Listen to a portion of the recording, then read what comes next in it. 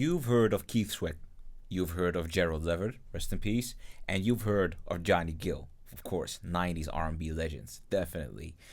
You probably didn't know, much like me, I mean, it took me about 30 years to find that out, that those dudes were in a group together called LSG. How did I find out?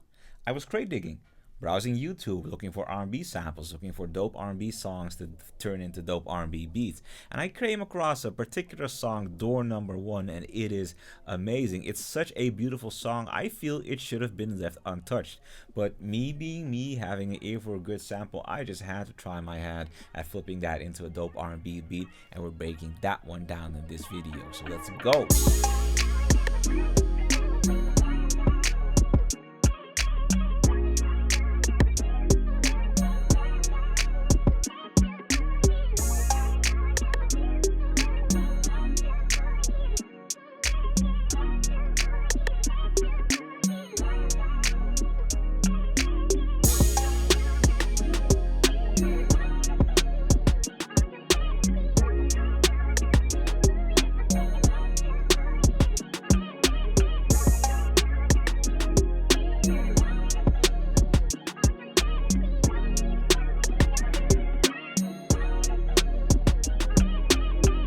Now, if you're a 90s baby, I should not have to tell you about these three men and their pedigree. Keith Sweat, of course, an absolute heavyweight from the New Jack Swing movement all the way up until now, and he's discovered silk and cut clothes. Gerald Levert, amazing voice, son of Eddie Levert, lead singer of the OJs. And then there's, of course, Johnny Gill, who has had success on his own and as a part of New Edition, one of the most defining R&B groups of the previous decades. Look, I don't need to tell y'all shit about them. The only thing y'all need to know is that those three dudes came together, produced an amazing song, and that's what we're sampling today. And we're turning it into something that has kind of a Bryson Tiller vibe. Also, I forgot to mention that we're using this baby again, the Machine Mark III, to sample this song. So let's go. So welcome back into FL Studio, beautiful folks. Before we get started, well, we're actually getting started, I want to start off by playing y'all the chop that we're going to be working with for this video. Now, if you listen to the song, you'll actually realize that all I really did was take the hook, which plays in the beginning of the song, and then play around with the chops. Now, there's a couple of simple techniques that I use to make sure that I got some easy chops. First is that I took a part of the song that is 16 bars long because it's easy for me to divide that over the pads of my machine. But the most important trick is, in order to properly, flip a sample, all you really, well, I make it sound simple, but it's important that you get a feel of the chord progression that's playing in the song, because that'll help you determine where the song begins, how it resolves, and how you can cycle back to the beginning. And you know what, I realize that it might sound a little bit abstract, but let me just try and demonstrate what I mean to the best of my ability. So this is how I know that chord progression starts, right? Okay, that's how it starts. And in the phrase after, it immediately resolves. So that lets me know, okay, these first few rows, they're my beginning, these second few rows, they're my ending, and I can just play around. I could have made do with just, these first two rows of samples, but, I decided to go for a 16 bar sample. So I know that I can just keep repeating that and keep playing around with that, and it's gonna sound good, it's gonna sound logical. So that's essentially what I did. So of course, then came the moment to actually play around with the chops, and this is what I made of it.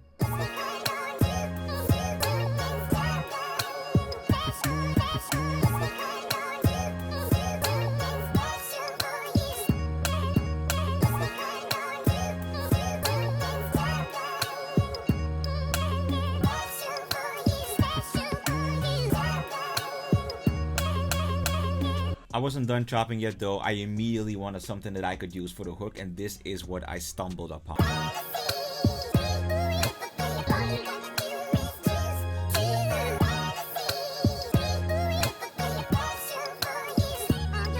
So with the chops exported, it's time to really put in the work, and the first thing that I usually do when I get my chops into place is processing.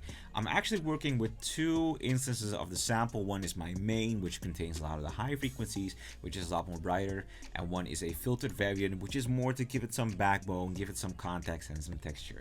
So the processing that I'm using on the first one is my equalizer, of course, neutron freeze equalizer, make some shelving cuts with a high pass and a low pass filter. Second thing I'm using is chords, of course, duplicate the effect offset it a little bit in terms of time so that it creates a doubling effect, which makes it sound wider and more vibier.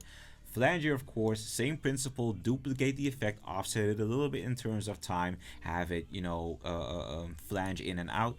Shaper box for some creative effects, mostly in the volume section, so you get it pumping just a little bit. I turn down the mix a little bit though.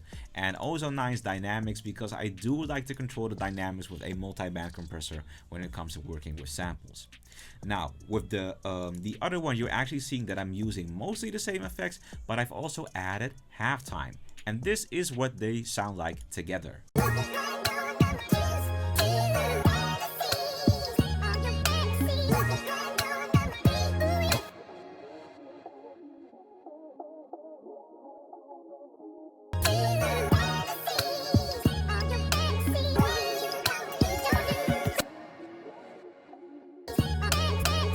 So I had my processing in place. That meant for me that it was time to transition into drums, and I decided to start it off comfortably at 90 BPM. And this is the simple drum beat that I use. I thought it exuded a lot of bounce, it exuded a lot of good energy, not too high tempo, just simply party vibes basically. So this is what it sounds like.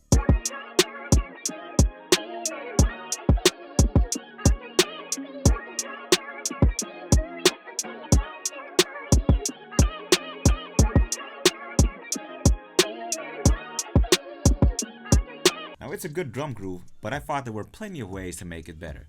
So I'm gonna slowly introduce a couple of perks to add some in-between bounce and really get a decent drum bounce going on.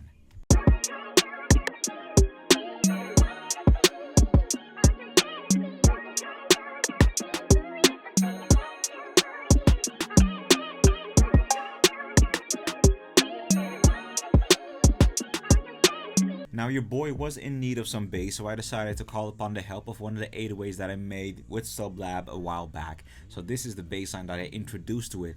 And after this, the only thing that we need to do is add a little bit of flavor of our own and add some layers to it.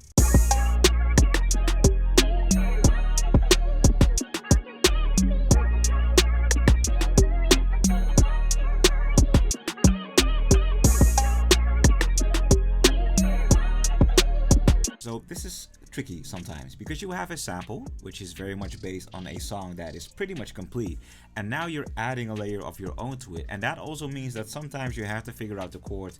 Luckily the chord progression was easy for me to understand. Let me just break it down a little bit. It was super simple. It's an A sharp minor 7 right here, it's a inverted F minor 7 right here, or a G sharp major 6, however you want to read it.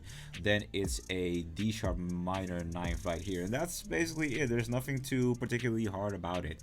So these are the chords that I was rocking with, and that eventually led to this, me taking out the Whirly V from Arturia from the V collection and playing this.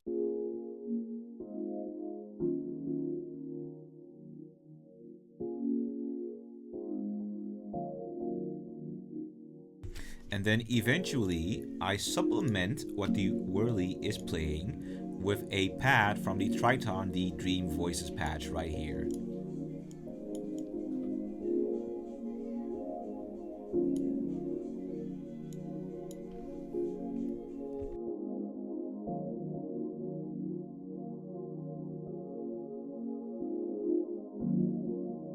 Now it's pretty much high energy all around in this beat, and I actually wanted to contrast that a little bit by adding a different drum beat in the beginning, one that features a snap as opposed to a snare, to kind of signify that this is the part where we're trying to take it slow, take it easy, we're gearing up until that snare returns and the energy really returns. So this is what that sounds like.